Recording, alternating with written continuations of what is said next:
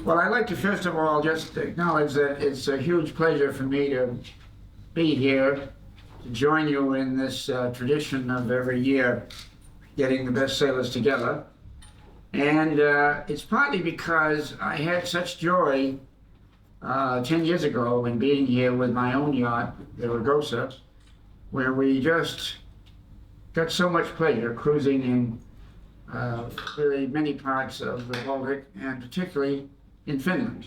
And I've been so pleased yesterday today to renew friendships with many who I met at that time. We took our boat for one time to Kotka for the boat show there. And I just renew my friendship here with Martin Rosenstedt from Rugosa, who so ably took care of my yacht, rebuilt the cockpit. So I have a boat with a lot of Finnish craftsmanship in it, which I am so pleased to have. And I heard some more about this event from my good friend Dave Pedrick. He and I both went to the Webb Institute of Naval Architecture, and I understand he was your speaker 2 or 3 years ago, and he was one who told me how pleasant it would be to be here. I'm going to, in my presentation, follow the theme of 120 years of classic boats. And you know, in thinking about that, it was quite curious to me how the period of 120 years is not only significant here in Finland, but is also particularly significant in the United States, particularly regarding my own family, who was very active in the design and construction of the yachts. And I'm going to tell you quite a lot about that because I think it so much parallels what happened here. And the thing that I find curious about that is that one would think 120 years ago, when there was no mass communication, that we would all be going in different directions compared to today, when an accident with a catamaran in San Francisco was immediate news in Helsinki. And I think it's fair to say that the rate of evolution of yachts today is much more of a steep curve because of the communication that everybody knows what everybody's doing, so to speak, except for the secrets that are kept. And the secrets only seem to be kept until the race is over, and then the architects like to tell how smart they were, so we hear about it. What I think I'd like to do is just mention a little bit about the fundamentals and a quick summary of how things developed. And then I have quite a number of illustrations to show you of the early yachts, particularly the fin keel boats that evolved at the beginning of this 120-year period in the 1890s, both here and in America. And I want to show you a little bit about how the Herreshoffs built boats and feature some of the America's Cup accomplishments and the boats that were there. I just obtained something very unusual to have.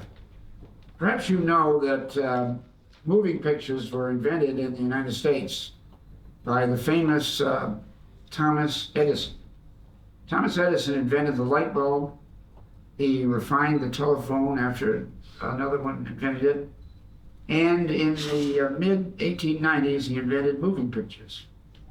And to my astonishment lately, I discovered that he came to New York to photograph some of my grandfather's America's Cup yachts in as early as 1899. So we have a couple of short films of that, which I think you'll enjoy seeing, because it's the only films in existence that show those great big America's Cup yachts, the way they sailed around. I have a friend, Dennis Connor, who I've sailed a lot with in the America's Cup, and he sort of feels he's the inventor of match racing techniques.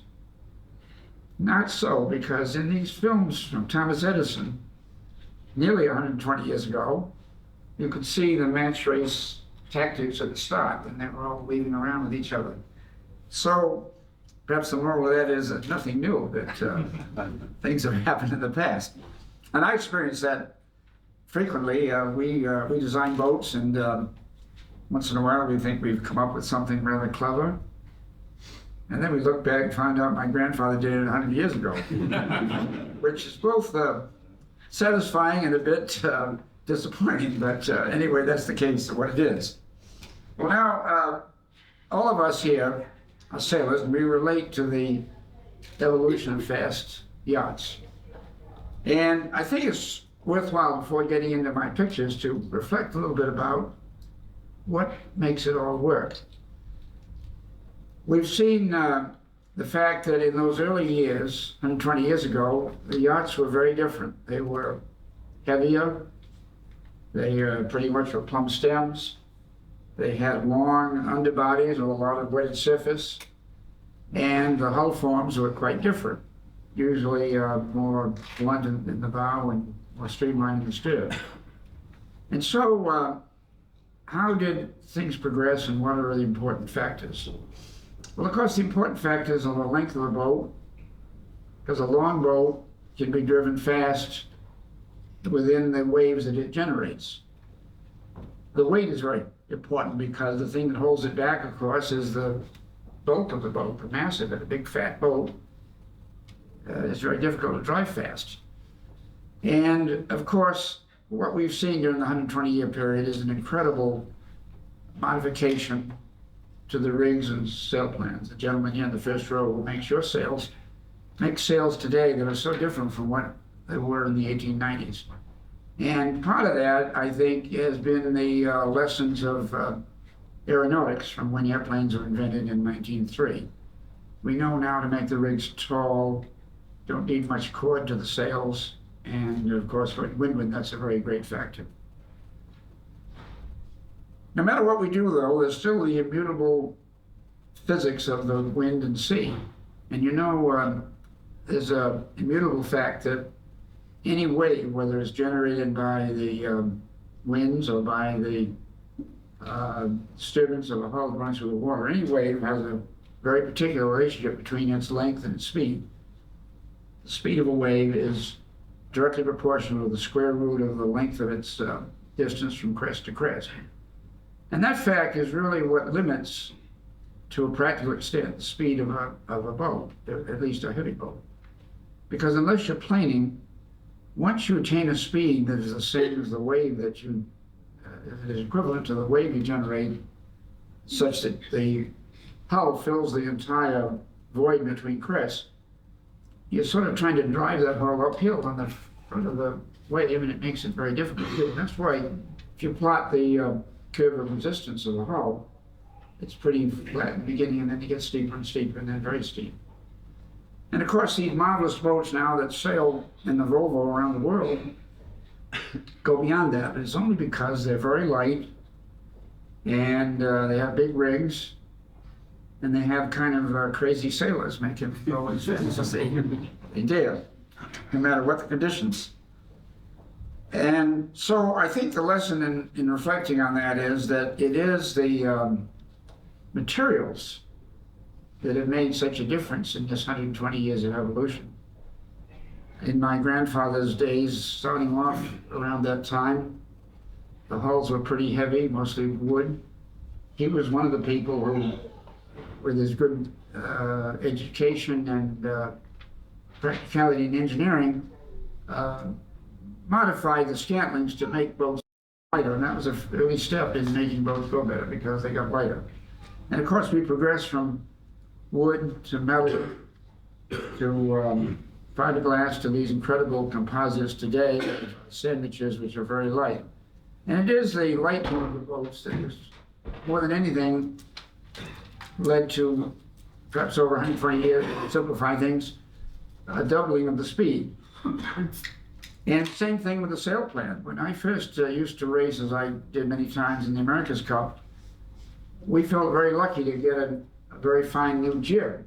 And there was no way, once you had a good sail, to reproduce it, because it was kind of lucky to have a good sail. So we would try one of them out, and if it was a superb sail, we wouldn't use it again until an important race. Whereas today, with the computer design of the sails, and with the materials and the fine techniques, the sail makers can duplicate a sail exactly. And that's why we are so able to get a good sail in the wind design classes like you all feature so much in your meter boats here. And I think, so it's fair to say that the two things that have been the most important have been the design, engineering, and materials to make hulls lighter, plus the incredible advances in sail design and sail making. So I want to show you some boats that are examples of that. And I would like to, first of all, make mention of one other factor, of course, and that's the wetted surface. And, early on, the boats had tremendous surface, and by reducing that, we were able to cut down the drag of the boats by at least 30%. That's been a huge factor in making it better. And of course, that was an early element of your meter boats here, that they got the keels shorter and shorter. The other aspect, which is of great importance, is the rating rules. And my colleague here, Tapio Sylvanen, is going to tell you a lot more about the details of rating rules and their great impact upon the racing both here and in America. But I'd like to say that, first of all, I don't know much about your Valeur rule except what Tapio has told me about. But in America, we used to have a length and beam rule, a very simple one. The most curious thing is in England, they had a rating rule which evolved from something totally unrelated. And perhaps many of you know this, but in the Thames River, in the early commerce, before our 120-year period, in the mid-1800s, they had a tax on cargo ships that came up the Thames into London. And the tax was on the formula which involved the beam of the vessel squared. So naturally what happened was they took these nice proportioned ships and they made them narrower and narrower and narrower. Because if you cut the beam in half, you cut the square of the beam into 1/4, and you didn't have to pay much tax. To me, one of the most weird things is that practice of the narrow, deep hulls then was passed on to the early British yachts. And I think it's one of the reasons that America had such success winning the America's Cup in those early years, that we were able to race sort of moderate proportion boats against the plank on edge boats of England, which were very narrow and very deep and had a great deal of wetted surface and limited stability. I only mention that because I think it is a terrific example of the strong impact of rating rules upon the design of boats. It's just sort of a good preamble of what Tapio is going to go into when you mention it to you. Right after 1900, my grandfather was asked, my grandfather, Nathaniel Green Herreshoff, who was the naval architect who did so much in America, he was asked by the New York Yacht Club to invent a new rating rule. And that rule was initially called the Herreshoff rule. The merit of the rule was it was based on fundamentals. It was a very simple formula. The rating was an arbitrary factor multiplied by the length of the boat, which is very important because long length whips in the waves. The length times the square root of the sail area, and obviously the size of the sail area is a very important factor because that's the engine of the yacht, divided by the cube root of displacement, which is the factor that holds you back. So in other words, the numerator is what gives you speed, and the denominator is what slows you down. And he used these different powers in order that he would end up with a linear measurement of just length, because you take length, which is linear, times the square root of sail area, which is also linear. You have dimension squared, divided by the displacement, which the cube root of that is a linear measurement. You divide the linear measurement into the squared measurement, you have a length.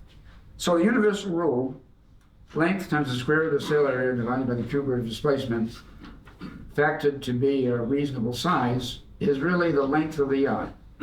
And that's what's used in the rating rule. The other thing he did, in order to prevent extremes of overhang, was to devise a new method of measuring length, which instead of being the length on centerline of the waterline, which is usually used, it was a length on what he called the quarter beam length. It was a length half of the way from the middle of the boat to the widest point.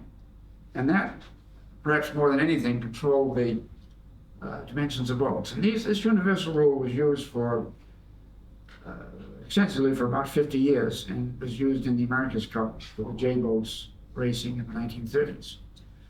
And of course, around that same time, the international boat developed, which is the one you're so familiar with here, with your 6 meters, 8 meters, and I guess you've got a 12-meter being stored now to be a great boat next year. And those are the boats that I sailed a lot in, the 12 meters in the America's Cup. So before I begin the presentation of the slides, I'd like to say that at the end of my time, we're going to have a little question and answer period. And I would welcome any questions you have, but whatever time is allotted to it. And just a little more about the Herreshoffs. My grandfather was born in 1848. So he was at the prime of his professional career at the beginning of our 120-year period in 1893, when he was 45 years old. And he and his brother, he had an older brother, J.B. Herreshoff, who was a gentleman who was totally blind. But the blind man ran the company, dealt with all the clients, hired the workmen, and was very much in charge. So that my grandfather, who was the engineer and the architect, and the person who directed the constructions, was free to concentrate wholly on what was his profession. They started out building mostly powered crafts, in particular naval torpedo boats. They produced those for the United States Navy, for the Navy of England, and even exported quite a number of them to Russia way back in those days. I know Russia's a kind of bad words mentioned in Finland, but they make good business for the Russians. And then in 1891, he designed a yacht named Gloriana. And many people, professionals in the business, regard the Gloriana as the forerunner of the modern yacht, at least in the United States. The Gloriana was about the size of a 12-meter boat, but instead of having the plumb bow and long, high-weathered surface, he cut away the profile, had a short keel. He did not have a separate rudder, but he had the rudder right on the back of this short keel.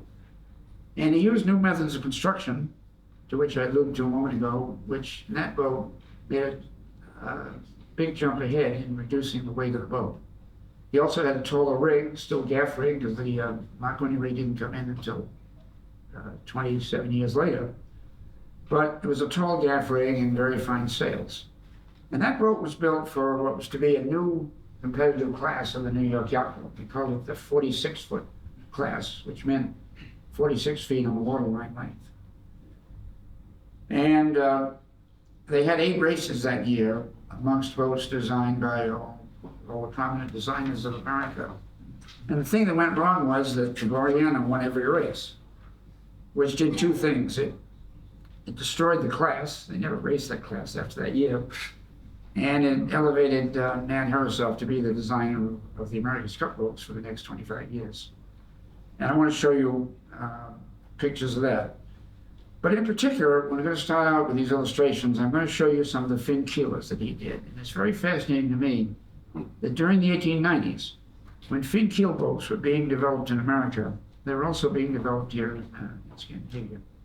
And that's what, as I first said, puzzles me, because there wasn't very good communication, and yet we were all doing the same logical thing. So if we could have the lights down, I'd like to show you pictures of some of the things that we've done, particularly in America. And this is an early, what we call catboat in the United States. It was designed and built by Nat Herreshoff for his own use. And you can see it's a very wide boat. The beam is about half the length. And yet, I think you can get a sense of the elegance of the lines with a narrow hollow bow and an easy run back. An example of what he could do. And this is a picture of a boat named Shadow, which was a sort of a evolution from the catboat types, which were wide, into the ultimate more moderate yachts with practical lesser beam. Another picture. This Shadow was a boat that raced in Boston for about 30 years, all during the latter part of the 19th century and won a great many races. And this is an example of a class that he designed later called the New York 30s. And these have been very wonderful boats. They came out in 1905, and they built about 20 of them. Some of them still race. In fact, one of them went to the classic races in Central Bay a few years ago and won regular race, those races there. That's another picture of the early boats. And this is the best example, probably in existence, of great schooners that were designed and built at the Herreshoff Company. This is a boat named Mariette. I had the pleasure of racing aboard here in race in 1997. And this boat, now owned by a Frenchman, races every year, particularly in the Mediterranean and Monaco, Cairn, and Central Bay. He's about 120 feet long. They built a great many of these classic black straight dinghies, and I noticed that when I was here 10 years ago, there were quite a lot of dinghies in Finland which are rather like those boats. Again, that's a case of probably parallel development without much communication. In fact, I was so astounded a few years ago, before things got so bad, I had a trip on the Amazon River in Egypt. And I was fascinated to observe rowing boats there, which looked so like these dinghies that my grandfather designed. And the point of that is that my grandfather designed them probably pretty quickly from a knowledge of what hulls go through the water easily and his sense of naval architecture. The Egyptians, of course, developed the same thing because they had 1,000 years of one guy copying an easy boat to row. So evolution works as well as naval architecture, but naval architecture is quicker. They also built a great many powerboats. This is one designed by my father, Sidney Herreshoff. I'm not going to show you any other powerboats, but I just want to mention that they built a great many of those kind of boats, and they also, in the early years, designed and built the steam engines. And there's a great example here in the boat show of a boiler and steam engine, which I'm told is going to be put back into a yacht, and that's the kind of thing that they built so many of in those years before gasoline diesel engines came in. Now this is a very interesting old picture on the pier of the Herreshoff Company. And you can see this boat is a pretty nice boat. Easy driven, straight line, not too heavy. And here's the keel coming down. Very short, and this is all lead. And curiously, he didn't build a very deep rudder, which probably today we know would be better. But look how wonderful that short keel is and how much ballast there is. Probably the ballast on that boat was well over 50% of the total weight. It was very successful. And these are the kind of boats they built. We have a museum in Bristol, Rhode Island. Some of you have visited it, and I would urge any of others of you, when you get to New York or Boston, do come down to Bristol and visit the Herreshoff Museum. We have about 60 yachts there. We don't have very many fin keelers, but we do have several. And they have these sort of forms. Here's the lead hull. Generally, he used a bronze plate here, and the rudder was built usually of wood with a either a wood or bronze rudder. And here's a view of some of those boats sailing. You see, he had sort of, in some cases here, these snub bows in order to have straight lines coming back from above the cutwater and on back. So these were very easily driven boats. Here's a picture of this is the so-called Newport 30 class. We hope to, we don't have one of these boats, but we hope to build a replica of it. And then he'd had a lack of success on one of his boats going to England. And they decided to try to do better in the racing in England. So we built this 75-foot yacht named Niagara. And so this was the biggest of about 50 fin keelers that he built at that time. And again, see the bronze plate, the big bulb here. not so deep water, and it's very easy lines. That boat was taken to England in the late 1890s and won every race there. That exonerated him from his not such great success. This is a boat named Bambino that I still race a lot, very modern form, not a fin keeler, but you can see it's a short keel. And we race this in classic races.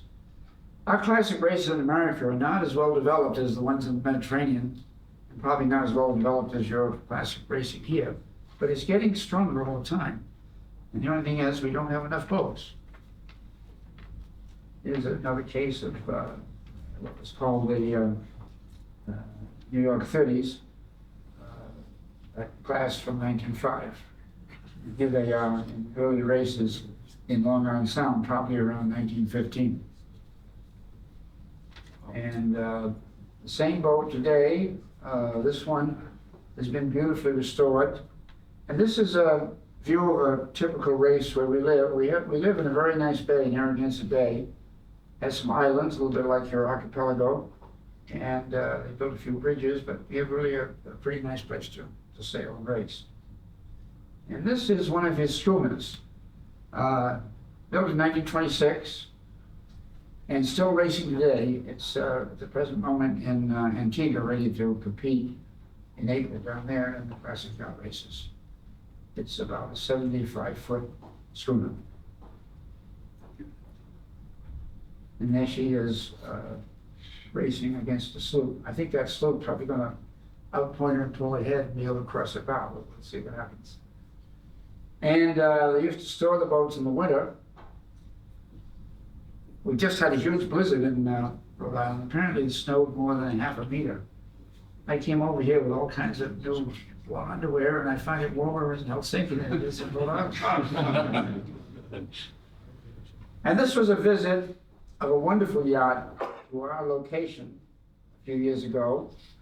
This boat is a replica of a very famous Herreshoff schooner, the Westwood from 1910. This boat is named Eleonora, and she's a 136-foot schooner. And there's another one being built named Alina, same thing. So it's such a great thing that where we don't have enough classic boats, people seem to be beginning to rebuild them, and in many cases, faithfully what was there. This boat raced a good deal in the United States, and here's a picture of some of the great sloops, and here another one of the schooners. We built a lot of schooners in the early 1900s.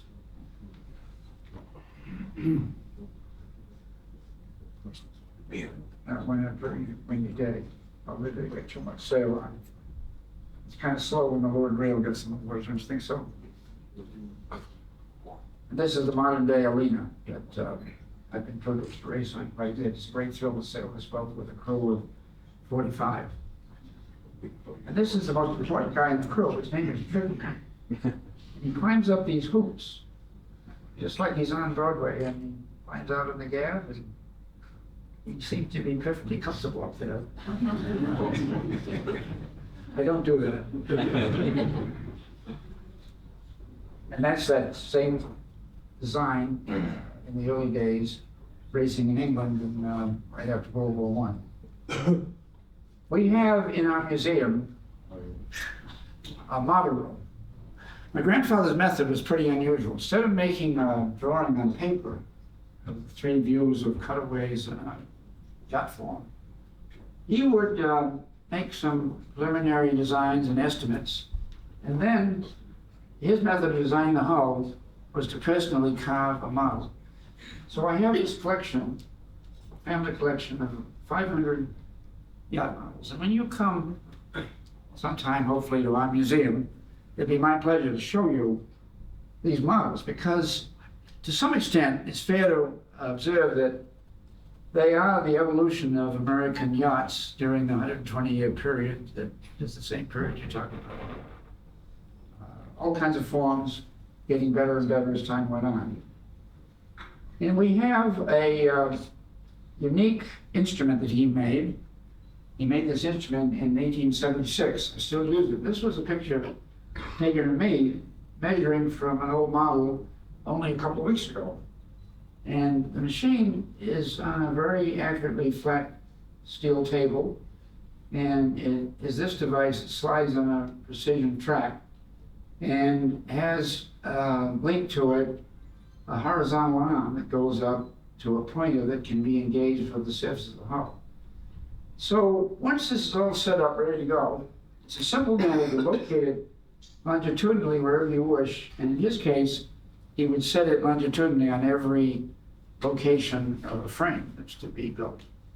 And then, by manipulating the two arms, sliding them up and down and in and out, you could read from this arm the offset of the distance from the center line to the point on the hull, and read on this gauge the height of that point. So all we have to do is respectively locate each location, set in a height, measure the offset, list it all in a little book. And then in his day, Captain Nat's day, he didn't make any lines drawing at all. He took the little book to the shop. And a week later, they'd have forms all set up to that shape. And the week after, they'd get steam bend frames in. And the week after, they'd plank the hull. All done in 3 weeks. So we try to replicate some of that today. It's a great pleasure to do so. This is a great picture of the old shop. This was a boat named Illyrian that was built for my grandfather's own use. It's a 28-foot base-headed boat with a small cuddy. And it's a great old, we don't have any pictures from the shop. It's a great old picture of this uncrafted building that boat in 1912, so 101 years ago. And there they are, probably didn't really launch the boat. And by the way, this is a scale. My grandfather was always obsessed with the weights of the boats, and he would even taper the frames, and he'd use very light planking wood, do anything he could to make the boats light. And yet this boat is still in terrific sailing condition 101 years later. This is my own boat, the Rugosa, that I proudly sailed here to Finland 10 years ago, maybe bring it back sometime. And here she was being built upside down. They built them all upside down, even a 60-foot boat, in 1926. And there's another one in the same design in a further stage. That's the Mary Leeds. And then beyond there is the schooner, one of the schooner pictures I just showed you. And the fascinating thing is these three boats, the Rugosa, Mary Lee, and the Mary Rose schooner, are all well restored and sailing today, some 87 years later. That's a picture of the framing and the way the frames went in. They could build a boat like this, like the Rugosa, 60 feet long, in 2 months, because they had such good shops and wonderful equipment and materials, and they did the process repetitively. Another view in the shops showing the work on the deck of the boat and sister ship further up. And so the old New York Ford was sailing. This says New York 50, which is a matter of confusion. It actually is a New York 40, but there is a class of New York 50s, 50 feet in the waterline. But this boat is the Merrily, which is a sister ship to my boat. It's been very successful in racing, particularly in the Mediterranean. So what we do when we get ready for the season, we pick a quiet Sunday morning early and we drive our boat to downtown Bristol and over to the boatyard, and there she is in a nice, quiet, sunny morning in the spring, ready to go sailing, which I hope we'll be able to do pretty soon. Yeah. This is a boat belonged to a friend of mine that was resurrected from very bad condition, completely restored, and he's taken the boat to Saint-Tropez and raced and won the series there. But I like to show him this picture because he's a very competitive guy, and he's beaten me a number of times. But I'd like to show him this picture. We just found this, we're framing it up big as into it, because there he is, and here we are. Sometimes it's the other way around. So I wish I was able to tell you the response he'll have when he gets the picture. And that's one of the New York 40s sailing in a lot of wind. And this boat is a sister ship, Rowdy, that has been very, very successful in Saint-Tropez the last few years, being the boat of the year. But I call this the Rugosa Adventure, and that was when we had the intense pleasure of sailing across the ocean, racing in the America's Cup Jubilee in Cowes in 1901, and then coming up here. And I'm going to go through quickly. We were able to win the classic class there. This was at an island as we were approaching Finland, and I can assure you every one of these bottles is empty, but we didn't empty them. Dinner there, and here we are at the Yacht Club here. And that was another year, like this year, of 8-meter World Championships. We happened to be there at the same time. And 94-year-old Owen Stevens came aboard to visit me, and he was here to see the 8-year races, and he was very fit at the age of 94. He lived to be over 100. They made me the godfather of this replica yacht built in Loviso, where I went to visit Martin. And, the godfather hadn't sailed on that boat yet, but Martin, maybe you can arrange that I can do that sometime. You know. We loved the island of Hapasari. We went there to check out in order to go to Russia. And then the year after, we sailed back through here and went to the Norwegian fjords, which was a great thrill. And here's my problems. I'm in the fjord. 100 foot spa. Makes you feel rather insignificant. We had the best time. Here's in the one of the locks in Scotland. We sailed through Scotland. And then this is down a year later in Saint-Tropez, which is the best regatta of large classic boats in the world. There's one of the replica Herreshoff schooners coming out of the other side of the town. And this great sight at night when it's all lit up with the reflection off this complicated rigging. It's a fantastic sight. And then we got into a terrific Meltemi 60-knot wind when we sailed from, luckily downwind from northern Greece to the beginning of the islands to the islands. And it got so windy we had nothing but a small jib, and we were going very high speed on you. This is a young friend of mine I'm going to visit in Copenhagen pretty soon. He was one of the few that didn't get seasick that day, and I had him steer all day, and we went through these rough seas of the islands and got down to Timmins. And cross cruising breeze is great. This is Santorini, where we had a very good time, and it's a beautiful spot. It's great gardens. Now quickly, a little bit about the America's Cup. This, of course, is the Yacht America, which I think was an exception to the knowledge of 1851, because she was a design based upon New York Harbor pilot boats, which had to be fast in order to get to the incoming ships first to have the pilot get the job. So she was really way ahead of her time. A nice sharp hollow bow, moderate displacement, good rig, and she won the race in the Isle of Wight in 1851 against 17 English boats, and that was the beginning of the America's Cup. That was the race course, 56 miles around the Isle of Wight. And here's a great cartoon of Sir Thomas Lupton, the tea merchant, who challenged 5 times, was going to do a 6th time. He was best on, and Uncle Sam defending the America's Cup. This is my grandfather, Captain Nathaniel Green Herreshoff. He designed his first boat at the age of 10 and his last one at the age of 86. So he was in the business for 76 years. And in our model room, surrounding his portrait, we have a great many of the boats that he had for himself. This was his 96-foot steam yacht, Beaumont. And most of these other boats are ones that he had one time or another. And that's the way the Herreshoff company looked in the 1930s. And here is a group of yachts, most of them America's Cup boats. They had great big shears to put the rigs in. And they built these large boats in these sheds here.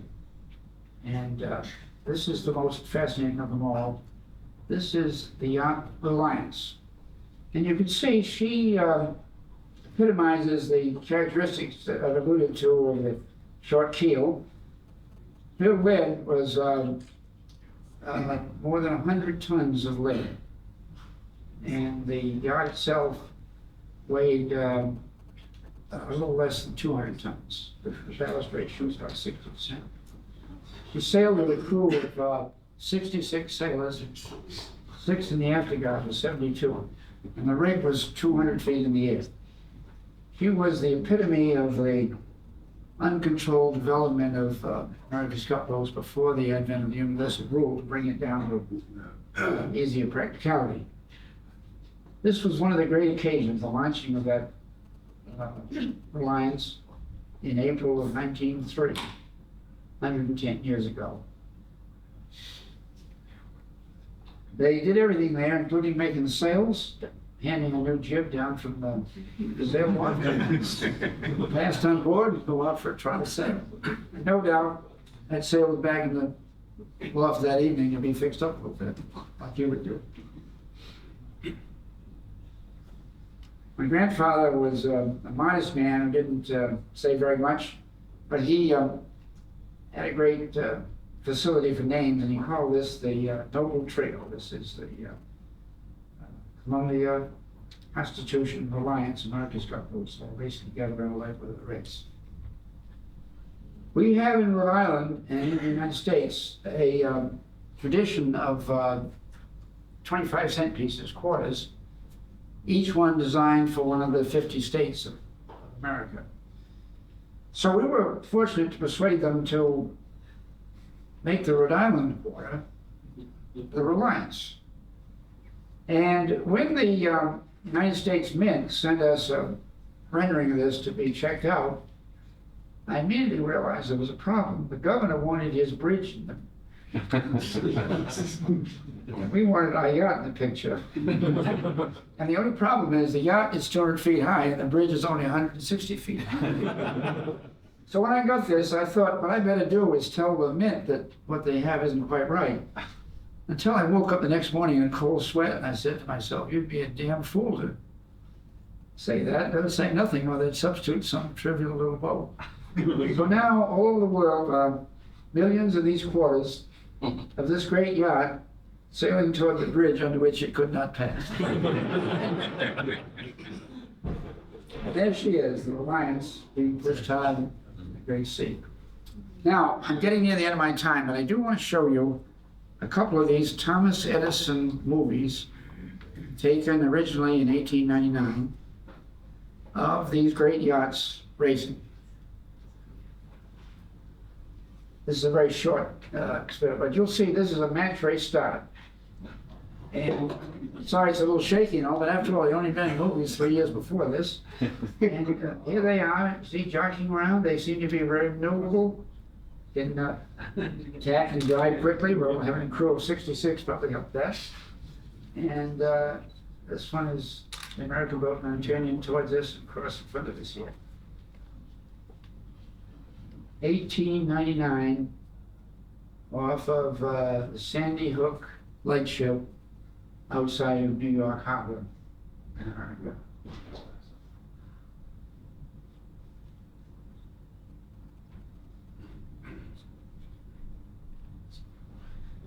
Notice the steam yachts beyond the spectator fleet, which was also very big at that time. I never thought I'd see movies of that. And this is another short one of the boats even closer to us to give you a great sense of their power and speed. This was in 1902, during one of the in-between seasons when they were practicing for the future America's Cup. So here is this large yacht with a rig nearly 200 feet high coming towards us. You will see the crew on the rail. And they're going to round the mark just to the left of us. And give you a sense of the power of this boat coming through.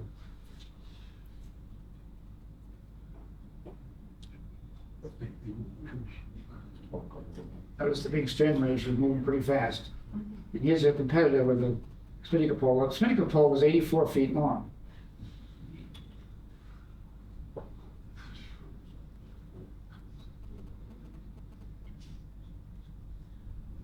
Thomas Alva Edison, 1902.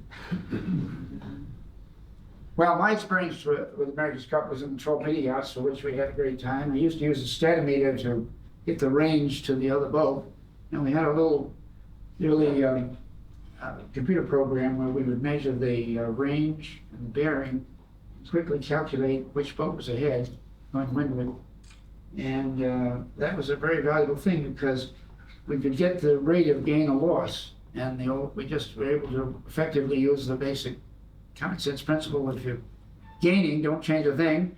If you're losing, change a tack or change trim or do something different. So you just abide by that, and you got better to boat, you've got a pretty good leg up on the other guy. Owen Stevens, who designed Brad Stevens, his brother, who used to visit Finland all the time, supervising the Swan yacht construction in northern Finland. We rented a big mansion in Newport, Rhode Island. I don't think the owner quite knew this, but we used to drive the spinnakers. Owen Stevens and his brother Rod and myself. I haven't changed a bit, of course, and we're there in the foyer of the mansion. Those were great days, very competitive racing, where the match race techniques were so dominant in the torpedo boats. I think match racing is better in boats that are not too hot, that ones are a little challenging to get them up to speed after tacking and all, and that really is the characteristic of torpedoes. We kept winning until this boat came along, Australia 2, 1983. I was a navigator, unfortunately, on the boat that lost, as I'd been a navigator on a number of different tournaments. But this was a breakthrough boat. All of its success of Australia 2 was credited to the wing keel, but in addition to that, it was a very elegant design. It was under the international rule. The length and displacement of the boat is balanced against the sail area. And it took a long time to decide in Newport. The thing to do was to have the minimum hull and the maximum sail, and that was the case of Australia 2. She also had particular sails. And we had a boat not quite so fast. We nearly won anyway, but we lost in the final 7th race. But I got to hold the America's Cup anyway. It's quite heavy. And this is one of my boats, S-boat, wrecked, and then I fixed it up. And these are more of the Herreshoff boats. These are boats we build today called the Illyrian class. And they're very popular. We build a lot of them. And we have the larger version, which is called Newport 29. And we produce these in Maine. Woodwork, the kind of woodwork you can do here in Finland. And this is a curious thing. This is a 20-footer we recently designed, and it's sailing right in front of my late grandfather's house, where he designed his boats in this floor room. So we thought it was kind of nice to have this boat based on one of his designs, sitting right in front of his house. Nice details. We also build these pulley blocks now for the classic boats, based on the old designs. Now I want to close by showing you something maybe a little beyond what you expected, but I want to just give you a capsule of what they're doing now in San Francisco for the America's Cup with these huge catamarans. I'm not exactly in favor of what they're doing, but I'm very fascinated by it. Somebody asked me the other day, would your grandfather have liked the catamarans of San Francisco? Well, I said probably he would, because as a matter of fact, he was the inventor of catamarans. In 1874, he, as a young man, 26 years old, had sailed a boat he built in Nice, France, along the Mediterranean and up the Rhone River and down the Rhine River. And in that, he learned a lot about what was going on. But I think what he saw in the Mediterranean, there used to be, according to history, outrigger boats, a little bit like the outrigger boats of the South Seas. And I think probably he saw those, and he decided a better idea was, instead of having a big hull and a little outrigger, a better idea to have two simpler hulls. And therefore, he got a U.S. patent on catamarans, and he built about 20 of them as a business and race and cruising. He entered a race in New York, which was a commemoration of our United States Declaration of Independence. The race was in 1876. They didn't know who he was at that time. He wasn't well known, and they described this as a weird contraption. But he persuaded them to go in an overnight race commemorating the United States Declaration of Independence. And the only thing that went wrong for the race was that he finished that evening and the rest of them came in the next morning. So they awarded him the prize, and then the nasty thing, that evening they decided to take the prize back and give it to one of the regular boats. So that was the beginning of catamarans in America. So now I just want to show you what they're doing in San Francisco. This is a 72-foot catamaran. And you can see the windward hull is out of water, and the leeward hull has a dagger board with a hydrofoil on it, and it's also out of water. And this boat potentially will be able to go 40 knots, maybe even 45, if they don't have a disaster. I'm going to show you a disaster. Here they are on the hull of the tip boat. As you may know, one of the problems with catamarans is that compared to our regular boats, which is the heel attain greater and greater riding moment, in a catamaran, as you heel, the riding moment goes down because all you're doing is shifting the center of gravity in the middle of the boat further and further to leeward to the point where the boat will capsize. Well, now I want to show you a rather dramatic capsize. This is last fall in San Francisco in 28-knot wind. And they're just sailing in from the Golden Gate Bridge along the shore of San Francisco, and they're on a hydrofoil, but suddenly they drop off the hydrofoil and the bow goes under. And you can see the bow is going very much under, and they've got a real crisis here. So they decided to turn off the leeward, but they pitch pole head over heels in this rough wind, and the wing hits the water and breaks. And then what happened was, and I'll show you a few stills of the same thing. This is tearing along near the northern shore of the opening to San Francisco. This is the same event as shown in the movie, and gradually tipping more and more. And you see these guys hanging on, particularly this guy over here. He's hold of the net there and he's hanging down. And the helmsman probably is just gripping the steel, the steering wheel there. And they tip right over into the water, and the wing broke in half, and then they were swept by these strong currents out through the Golden Gate Bridge into the ocean. And because of the floundering around the big seas, the wing finally broke off and sank, and they didn't get the boat rescued back in the harbor until 10 o'clock at night. So that's sailing in America these days. Maybe a big problem. They just now got the new wings last week, and they're sailing again. What I find rather humorous here is this guy just out for sailing, just started cruising by. Maybe he put a helmet in it. So. Well, this is the Yacht America, which is a replica, and that was in San Diego after the Americans won the American Games last time. So with that and a picture of one of our favorite Herreshoff boats, I want to thank you for your attention and say what a pleasure it's been to be with you here.